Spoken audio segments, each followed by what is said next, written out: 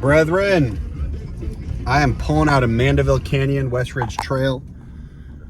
A night hike tonight with my boy Dom Jordan. I met Dom. First off, you guys, thank you for look at the view of the city. One of the greatest things about LA. The view from the hills will always be cool. Doesn't matter who you ask. View from Bel Air, Brentwood, Beverly Hills, it will always be cool. That's Century City, I believe. I think. I just had a hike with my boy Dom Jordan. Dom is a financial advisor, and him and I ran a bunch of fundraising dinners together when we were pulling together Conrad. And I just really respect his drive, bro. Like, you know, he didn't really flex at all, but he's like one of the youngest dick swinging advisors for financial advisors at what was JP Morgan, First Republic. I don't really understand the financial world, but now he's just a really solid dude, bro. Like, didn't come from a whole lot, came up, grinded. And that's one of the beautiful things about LA is there are a lot, how's that light? A lot of driven people out here. And, you know, sometimes it's nice to be around other people who got big goals, bro. It's one of the greatest things about LA. I was having a bad day, and that hike just made my day. All right, all love. Enjoy. Subscribe and like if you like it. Peace. Golden Deer Productions. Golden Deer. Oh, wait, was that not it? Hey, enter. Just you forgot to enter. Document for your grandkids one day. That's true. I'm here with my buddy Dom Jordan. This is hiking in the snake pit. I brought my father's glasses today, so I could look like a 90-year-old man. Look at that. Now, Dom and I met actually on the golf course, and he didn't pass judgment when I almost caused a 75 car pileup on whatever it was, like the 110 or whatever it was. So I was like, all right, I gotta keep this guy around, man. Well, dude, so I'm boxing now, and similar to my golfing ability, I'm incredibly clumsy. But when I do make contact, bro, that's what it matters, you know. So that was always my my golfing philosophy. Was like, I just gotta smack this shit out of this thing. Like, for sure. Are you still getting out there a bunch? Still getting out there.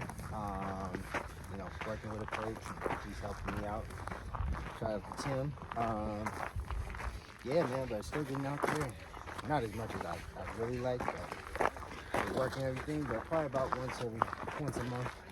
Give or take. Starts 2 times every 3 months at least.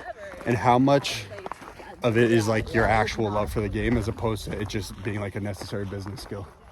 Oh man, I mean, well, I'm a natural athlete, so I played basketball. Oh, I was a natural athlete. Volleyball, you know, I mean, I was that guy. I always had it like that. But no, I've always been active, and so golf has been really good at keeping me active, not just from playing, but working out and stuff.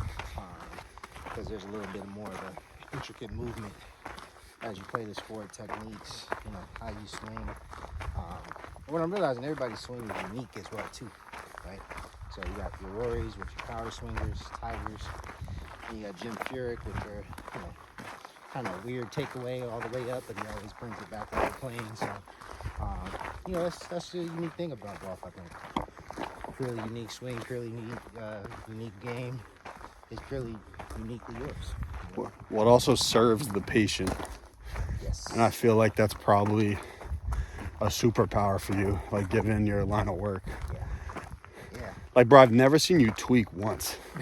I'm serious. When you had a million reasons to. It's been a lot, but yeah, it's kind of like, you know, hiking and just being at peace outside is so much easier to just approach things from a calm standpoint, which is crazy because golf is like sometimes ridiculously chaotic. Frustrating. But those one little chaotic, frustrated movements can throw off your swing probably like 20-25%, you know, at minimum just for one. So, you know, the key is to remain calm, remain patient, and especially with my line of work being the FA, is, you know, you got to do the same thing for clients. I got a lot of practice whether I'm on the course or off the course, you know. Just being patient. Being patient, man. Absolutely. Yeah, I lack that virtue. No, seriously though, I feel like life sometimes forces me to be patient. Like, I have like big goals, and because of that, life will force you to be patient. Yeah. But sometimes I'm like, is it even a necessary virtue? I mean, you're a godly man. What does the Bible say about patience? Love is patient, love is kind, man. It's ultimately God is my source. And to me, I think a lot of the values I have obviously were taught, given the familial circumstance, but ultimately it's everything. It's a balance between, I think, being patient and being aggressive on your goals. And usually a lot of the experiences that cause, frustrating times or times where you feel like you want to be upset and, lash out, a lot of things can be handled, even if they're going to be handled the same way, they always get handled a little better, I think. Patience, calmness, equanimity, just being able to think strategically on how you move as opposed to just moving sometimes.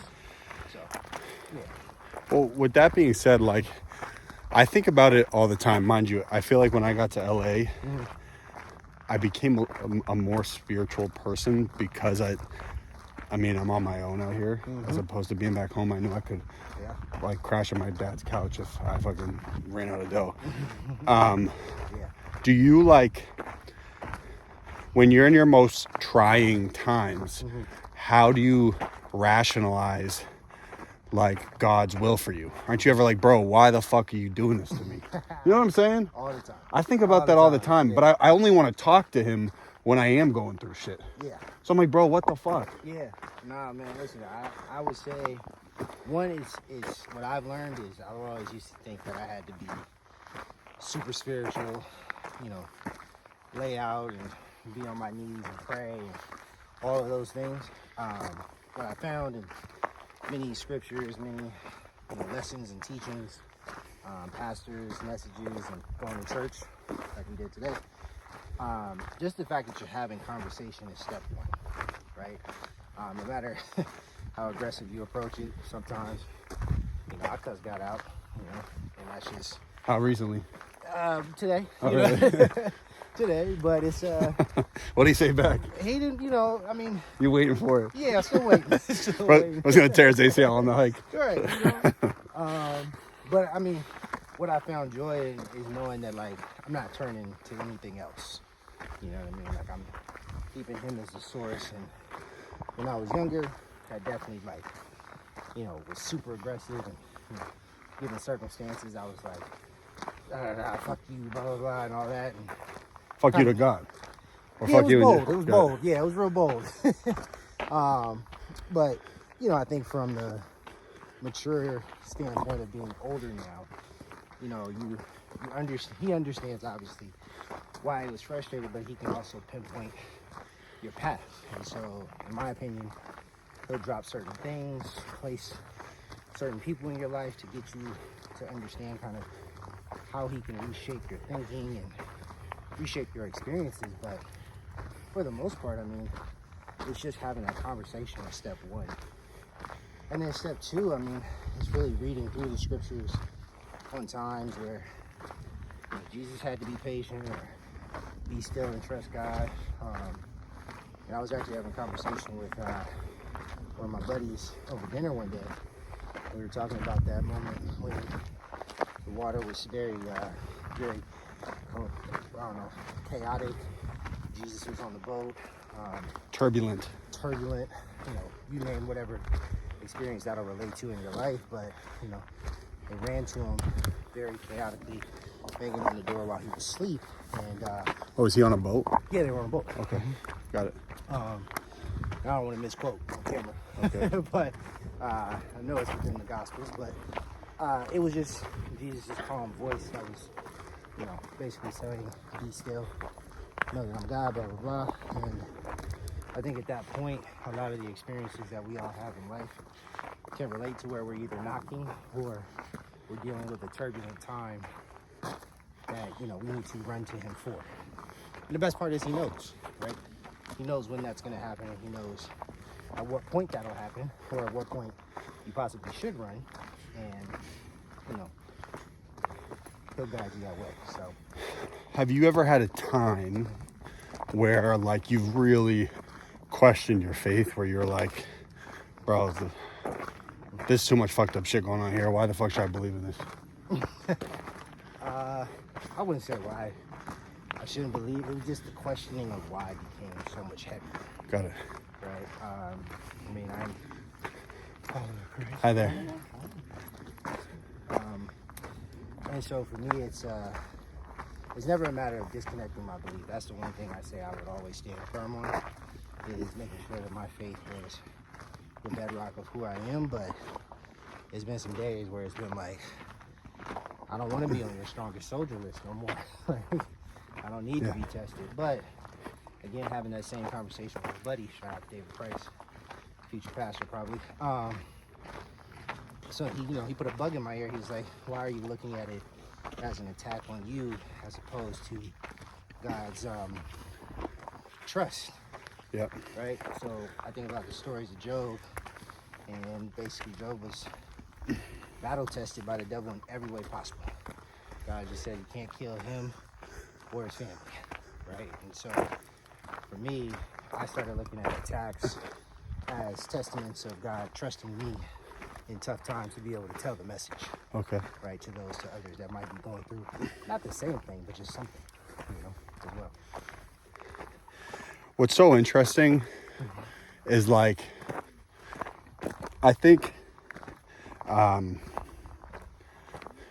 most interesting thing about tough times, and it sounds so cliche, but they really are what shape your character. And I reflect, mind you, I've been like pretty fully self-employed now for 10 years. Obviously, I've been through which is lunacy and dementia. And I think about it all the time, and I'm like, oh, these during it, I never want to go back through them, but during it, those are actually things that build your character. And there's a piece of me that thinks when this is all said and done, like lights out, those are the things you reflect on. You're like, oh, through all my effort, like look at kind of the person I shaped myself into being. Yeah. Oh, absolutely. I think what I'm starting to realize, I mean, like I've pushed for 15 years pretty much at this point. Yeah, can you rewind? Because again, your grandkids are gonna watch this. Yeah. So it was always your goal to be young and successful. I mean, I don't know about, well, definitely be successful, but what is success? You want to get to the bag. Right? You always want to get to the bag. But I would say this, now that I've gotten older, I've gotten a little more sustained. I think it's more like I want to be in a position where, yes, I would love to have millions of dollars. I think anybody would. Liquid. Right? Liquid, yeah. But it's more about like, do you have enough to sustain, be a good steward of what you have, and not let the chase of money define what success is for you. Okay, I'll dumb that down for a simpleton. So basically for me, like, someone could say, I hit the lottery, right? But what happens with a lot of millionaires or instant millionaires, 100 millionaires, is the common adult story. They go broke after, Burns out. 4 or 5 years. Yeah. Because you completely shifted your lifestyle. You completely shifted your wealth, thinking, and certain things that you're not accustomed to maintaining, become something that you're not familiar with keeping on your annual budget per se. Okay. Yeah, what Dom's saying is like you make a bunch of money, then you blow it. Pretty much. Yeah. But, and so my thing is, I'm not saying that you can't splurge and have those type of opportunities in life, but if they're going to become permanent, what comes along with that permanency of having them, and maintaining them? That's what I think, where God will never give you more than you can handle, but at the same time, your character will be tested, especially in stewardship and amounts of wealth and how you're, allocating your resources that He's blessed you with, So, okay, so rewind though. So you always wanted to get to the bag. I was going to be Like you were always driven guy. driven guy. Okay. Started in high school, shout out to my Crystal Ray Network, all the board members, everybody involved. But basically, we went to a high school, Bourbon Day High School, South Central. Bergen Day. Bourbon Day. Bourbon Day. Bebrun. Bourbon Day. Yeah. Got it. How's Mandeville Canyon on your legs right now? Feeling it? I'm good. Okay. A little out of breath, but I'm good. So Bourbon Day High School is part of a Crystal Ray Network. Okay. I think we're now 42 schools across the country. 41, don't quote me on that board. But long story short, we go to school 4 extended days, and we go to work 1 day a week.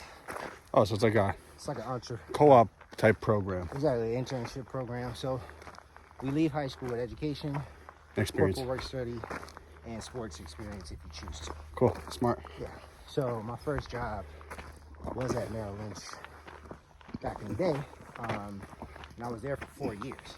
And part of that, I think, getting to the bag, always wanting to be successful, is trying to expose yourself to as many experiences as you can, right? You can get to the bag being the local community hero, staying in the community, but have you explored potentially going out of state?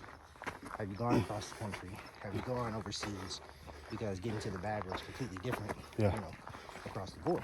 And that's why I say it's important to define what success looks like for who that individual is. Got it. But rewind. So like you're 14 years old, you're going to the school, and like what is like the like motor in your stomach at the point to be successful? Like, was it circumstance? Like, yo, I want to impress this hot chick? Was it like, I mean, everyone has an impetus. Like, was it the way you grew up? Yeah. Because, dude, I mean, for a guy in his early 30s, you're exceptionally successful. But but I'm not gassing you up. It's facts. And it's like, where did it come from? Yeah. Well, I mean, I did take a look at myself in high school where I was. And so for me, I'm 5'11", about $160, $175 wet. 5'11", 6 feet, the same thing, bro. Not to the ladies. Yeah, no, on Hinge it is. On Hinge it is. But yeah, I think for me it was just like, okay, I'm not gonna say I'm not gonna excel in sports, and I couldn't have found comparisons to guys who's made it to the league. But for me it was circumstantial, right? Family, where I was living in the hood, how we weren't exposed, I would say, to better opportunities and things like that. And I just wanted that for myself. Got it. Primarily. But then I would say being at Verb and being around the career that I'm in now, financial advisors, their lifestyles were just different. I don't know how to really explain it, but it's not to discredit anything that they might have gone through, but for a 14-year-old kid watching someone 40 plus, beautiful family, beautiful house, beautiful cars, beautiful, nice dinners, all that shit. American, whatever you want to call it. You know what I mean? And it was just the worrylessness, if that's a word, that they were moving through life with. Yeah, I get it. You know what I mean? So that's what I wanted to be. That's why I'm like, from a money perspective, yes, I would love billions, but if I don't, am I a good steward of what I have? Got it. Now, in growing up in the hood, what skills do you think actually served you in the way you grew up to now being in like a more corporatized environment? One, duality, right? Playing both sides, you know what I mean? Have a conversation with someone on the block versus someone in the office. Not to say that they wouldn't get two different sides, but you find a way to kind of merge them together pretty well. Survival instincts, not panic, always remaining calm depending on the circumstance. In my business, obviously rejection is huge, but that also translates to, you chasing a girl, or, you chasing, your dreams, and knowing that no is part of the equation. It doesn't faze you anymore. What was the most vicious rejection you felt in your adolescence? I got one. I got a bad one. From a lady or from like From a shorty. No. First time you ever get like really stiff armed by a shorty is brutal. Oh man, see, I mean, basically she said I was ugly, in more ways than one. I'll keep it PG. What year? How old are you when this happens? I was probably about 12. It sticks with you, doesn't it? Yeah, you know, balls just dropped a little bit. Sorry, I don't mean to be vulgar. But, you know, I was starting to feel myself. I was going from 8th grade to high school. And she said, Dom, you're ugly. I think it was around that time. Yeah. But basically, and she, you know, she did it in front of the whole, not whole school, but it was like a class. No, that's crazy. Yeah, you know, so. And you said never again. Oh, no. I gotta get this bag, bro. But like you said, rejection is part of life. So I talked to a couple friends. I was like, don't sweat it. And then I pulled up to prom with someone different, you know. She was jealous. Way better. Got it? At 12 years old, 12, whatever she was, you know. Yeah. At the point, so, yeah. At least from what I remember. It will stick with you for sure. Absolutely. Yeah, man. I think it's actually moments like that a lot of successful dudes don't talk about. Even though it's so long ago and like of course it really matter. But dude, early rejection from females as like a teenager, it just hit a little different, bro. Yeah. I Dudes don't forget it. I'd say it's a rite of passage. Like, you have to. Indeed. As a man growing up. And you gotta get your heart broken. Gotta get your heart broken. Once or twice, at least. Like you said, it's What happens when you start dipping it like 4, 5, 6, 7 times? that's where we gotta assess. That requires therapy. We gotta look at the person. Yeah, okay. Got it. What are we falling for, you know? What if he's like 6'3" Jack, completely driven, but maybe he lives in a different universe? They don't see your value. Okay. All right, got it. We gotta find chicks to see the value. I got it. That's it. Nah, but I think that's also too a hard part. Like, we didn't grow up in this social media environment. Facts.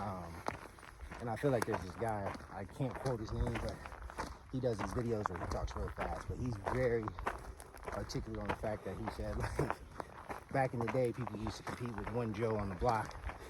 He's like, nowadays we got, you know, Joes up on every Hinge profile popping up. So it's like, I'm way more competition. A lot of these people probably are lying about what they're doing sometimes. So they'll fall for the lie, then try to come back to you because you're the nice guy. Like, we got so much more that we're battling with, you know, in this dating scene and things like that. So, Well, I'll tell you about the apps. Bro, like, if you looked at my profile, you'd be like, this dude must be securing 10 out of 10 baddies. Because on the profile, bro, it says I'm 29, 6'3". Right. I just made a movie. There's a Comic-Con photo.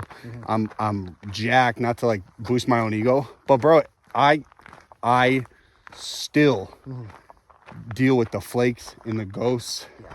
I think a lot of these women expect to date Chris Hemsworth. I'm serious though when I say that, bro. yeah, shout out to Thor. No, man, I mean, it's very challenging, especially when we're men of purpose and trying to find someone to complement that purpose and what we're doing. It's very challenging to almost, you want to, it's kind of like forcing a floppy disk into a CD drive sometimes. You know, like, yes, the data might be the same on the disk. Once you load it up, it might be good, but it just doesn't Fit. right? Yeah. And I think as great as it is that we have access to find more potential, you know, people that'll fit us, it's also disheartening because we have a lot of things that people hide in that spectrum as well too. But he's such a Yeah, but with that being said, dude, the apps also, they vet the rejection. You don't know when you're being rejected. So, You know what I'm saying? I mean, just from, because at the lady side, right, we don't know. That's what I'm saying. We have no idea. You don't know how many girls said X to you, bro. You don't know, man, back in the day. Never know. But like I said, I think it's what I've realized, and this bringing it back to God. I've been impatient in my experiences sometimes, and I think God will deliver the right one when the time is right. But I also think it's up to us to take action, just like our goals and whatever else, to vet out so that way we know, right, what the deliverance looks like because we've been through those experiences. The environment of doing it like this, It's a hell you of a- can't bullshit someone in the mountains. Nope. And then ultimately, bro, so I think I told you, I ran a podcast in Boston. Did over 400 episodes. Yeah. That's how I pulled off the movie in Boston, because we knew everyone through the show. Yeah. And we had some big episodes. I interviewed a bunch of politicians, but it was never like huge. It was never like making tons of money or like gazillion views. But the biggest thing that happened to me there is I had this guy on the show named Paul Tossi Sr., who was a a dude who had started a car wash, ultimately built the biggest landscaping company in Massachusetts, sold it for like $400 million. Nice. Shout out to Paul. He's dead. Rest in peace. No, But shout out to your family. no, but in the inverse, his son called me after he died and was like, bro, can you send me the file for that podcast? Absolutely. And I was like 100%, bro. He was like, yeah, dude, this is the only document we have of my dad just being himself. Oh shit! So now it's like probably my most watched episode. Oh, that's dope. And like it's loaded up with comments of being like, what a great guy, this is like so him. And That's so beautiful, man. Like, first of all, let me compliment you, man. I'm not just saying this for the camera, because I told you this too. Your networking skills are impeccable. I don't know what you do. I don't know how you do. I remember I said I was bringing the Kung Fu Panda guy to a dinner. You're like, bro, how are you doing this? You know what I mean? Which we gotta get those back. But just waiting on it. I can't say that. Yeah, whatever. But my thing is, yeah, bro, like you have a serious knack for connecting with people in any way possible. And it's a gift because not many people can do that so naturally. Like, I've been part of people who have like tried to force it or like think, and it's just not like, it doesn't feel warm. Yeah, I get it. You know what I mean? So shout out to you on that part. But, Thank you. I think about it a lot actually. Like it's not like a skill I developed. Like it's not like a sales skill or something like you fucking learn how to hit the ball. It actually is intuitive. And speaking of God, I do think it's like one of my purposes here. This is what I love, bro. We did at the strength fit, right? And you go, hey, you should meet Dom. Dom meets such and such. And I'll be like, cool. And you'll be like, all right, guys, I'm going. And it's like, wait, say a little more. And you're like, no, you guys got it. And then you'll go do it again for someone else. And it's just like this. No, and then the conversation between you and the guy, like, damn, that guy's like demented as I'm running away. And it's a fact though, bro. Everyone's like, this guy's out of his mind. But we just get it because you're coming from a good place, a good heart, a good spirit, and we want people to succeed. Facts. Well, I mean, just like, dude, you have an analytical brain. Yeah. I don't. Like, it would be a travesty if you didn't use that in your day-to-day. That's a God-given ability, right? But no. Yes, man, I think this concept of what you're doing, I mean, it's scratching off like three things. One is documenting the story, building a connection, and then also just a dope concept for you to build a community. Facts. I also think, I mean, even from a networking perspective, you know this because we did it together, I can get a gazillion people to our events, no problem. But, I mean, dude, I want to make a Marvel movie. Getting the head of Marvel is going to be hard to get to the snake pit, but watch how this plays out in 2 years. It's going to be a lot easier to get him on a hike. Only if I get the president of ABC. If I get the president of ABC, I'm going to have to get some big actor. That's kind of how it works on it. Like in Boston, bro, we had this politician on, Joe Kennedy III, who was like a presidential hopeful. That was 113 episodes in. But after I got him, and that's probably the same thing with your business, I'm sure. I'm sure you had one key client that was like the sales pitch for the rest of them, right? It's goals, you know what I mean? Yeah, actually, I want you to speak to that. How did you like really start your book? So, honestly, again, shout out to my people at Merrill at the time when I was working there. But there's value in, like, all right, so when I first, I would say that everything that I would be a part of in life has been through a connection. And my goal is to always remember that connection of how it started, right? Yep. And it's beautiful to, like, when you lay it out on paper and you can try to, like, draw, like, a mind tree map or a map, right? Of how you meet someone. Yeah, Facts. you know? So, I would say, I mean, it didn't really happen until, I'll say his name for a disclaimer because I didn't ask him, but one of my good clients, I played against him in high school. This was athlete. Athlete guy. Got it. Played against him in high school basketball. We played 2 years. He was varsity for all his years. I was junior varsity.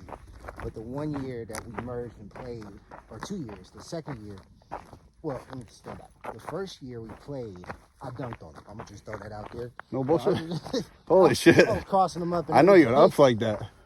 He's going to see this and laugh. Anyway, so, no, but we were just real chill. We both grew up in the same area. He went to Loyola. I went to Verb. We were rivals. And then the last year I was supposed to play him, he wasn't there. So we ended up winning that game. So I was like, oh, okay. So we got blown out when he was but he was an NBA prospect. Got it. So, But you really yammed on him, though. oh man, this is highlight tape somewhere before Okay. YouTube, World Star. It's like somewhere. It's on your phone, bro. It's somewhere, Bro watched man. it before the hike. Absolutely. I'll send it to you, you know? But no, so he left, right? And I didn't know where he went, which is very common for like really good players. They would do the second semester of high school because they had enough credits. They would go to college early, right? That was a thing back then. So this guy, he left early. But funny enough, when I got to my first semester at Georgetown, he was there as well, right? He was playing, though. He was playing on Got the it. team. So we stayed in contact relatively, and then I did some stuff with the sports teams. I did some stuff at the gym, the basketball, intramural teams and all that stuff, just to stay connected to the game. But funny enough, after he goes to the league for a couple years, he comes back to me because he knew what I was doing at Verve in the financial advisor space. And so I say that to say, even though it hasn't materialized into more referrals and things like that, it's been almost a, what am I, 24? 20-year relationship, Wow. you know? So to me, I truly, truly value those interactions that can start to be something branched off more than just what's on the surface. But he became a client. Yeah. Oh, he's a client. Yeah. Got it. And was that your first, That was the rock first- star client? Yeah, that was. Wow. It's And like he- Jerry Maguire, bro. Yeah, literally. He was like the one who, I wouldn't say gave me the confidence, but it was like, I think it was the moment of severity for me that I'm cemented in the business. But then also too, like, how old was I at the time? 25? And I had just got licensed and did all that stuff. And then all the senior advisors, when they bring on a junior, they're like, are they serious about it? Is this just a job to them? Good push, by the way. I was thinking. That was steep, though. I got one more. I got like two more, but all right. But yeah, I think for them it was like they saw that I was also serious about it. Not necessarily a threat, but it was more like oh no, he works hard, he's here to play. For real. Got it. Yeah, I think you got to put a win on the board sometimes. Got to. Yeah. Now, what does that look like for people who the finance world is ambiguous to them? It is like ultimately the biggest goal is it's assets under management, correct? It used to be. Okay, what is it now? I think for me, I don't. It's not that I don't want a big book, because I enjoy the connectivity with people. So of course I would want to have 1,000 clients, at $1 million average. But like that's just not sustainable, Like you can't do that. And so, For you, but I'm just saying industry wide. Like for instance, LeBron. yeah, Actually, let's just say Shai Alexander, whatever the fuck. yeah, 36 points a game. yeah. Just swept out. He- Memphis. Yeah, he's the league leader. Yeah, no. How do you calculate the league leader in finance? Oh man. Okay, so It's Jamie Dimon, right? yeah, Jamie Dimon is he's the guy. He's a Hall of Famer. Yeah. And I think it's through a couple things, through acquisitions of companies over time, predicting correct market streams. But you also have your Mike Wilsons of the world at Morgan, where I was for a good portion of my career. Shout out to Morgan. Tom, why do I feel like we're going the wrong way here? I don't know where we're going, bro, honestly. Hold on. All right, that's episode 7 Episode 7, baby. with the future billionaire. Oh, hell yeah. Where can they find you? Socials, Dom Jordan _ I'll be in Century City. I'll be in LA. Bro, I don't know. I don't do this. How do I do this? All right, if someone wants financial help, email, LinkedIn. LinkedIn. I'm not on social media, so just LinkedIn. All right, website. the ever elusive We're one. gonna do this again All in a right, couple years. all right. From Mandeville Canyon, enjoy. Golden Deer Productions. Golden Deer. Oh, wait, was that not it? Hey, enter. You forgot to enter.